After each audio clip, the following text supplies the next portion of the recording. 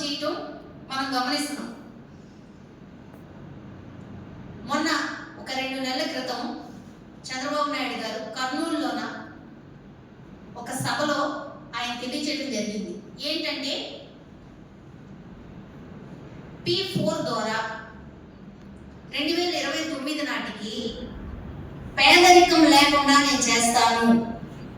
ఇంకా పేదరికంలో ఇంకా ఎవరైనా మిగిలిపోతే వాళ్ళని ప్రభుత్వము ప్రైవేట్ ఇద్దరు సమన్వయంతో అనుసంధానంతో P4 ద్వారా ప్రతి ఒక్క మహిళకి ఆదాయాన్ని పెంచే అవకాశం కల్పిస్తారట.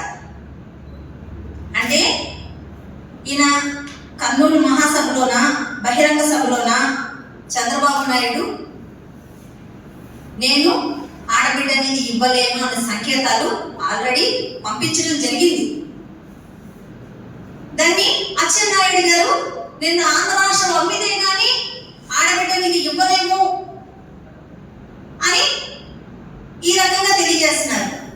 అంటే నిదానంగా 2 నెలల క్రితం ఆయన, ఇప్పుడు ఈయన 1 by 1 ఇలా చెప్పుకుంటా వచ్చి ఈ ఏదైతే ఈ సంక్షేమ పథకం ఉందో ఆడబిడ్డ నిధి ఇస్తాము అని చెప్పి సూపర్ 6 లో నమ్మగలిగినారో దాన్ని ఎగ్గొట్టే విధంగా ఈరోజు మళ్ళీ ఈ కార్యక్రమాన్ని ముందుకు తీసుకొచ్చి నిన్న అచ్చెన్నాయుడు చేత ఈ పలుకులు పలికించి ఈ ఆడబిడ్డ నిధి అన్నది ఎగ్గొట్టే కార్యక్రమం అనేది మళ్ళీ మొదలు పెట్టారు. ఈ రకంగా మహిళలను మోసం చేయడానికి చూస్తున్నారు.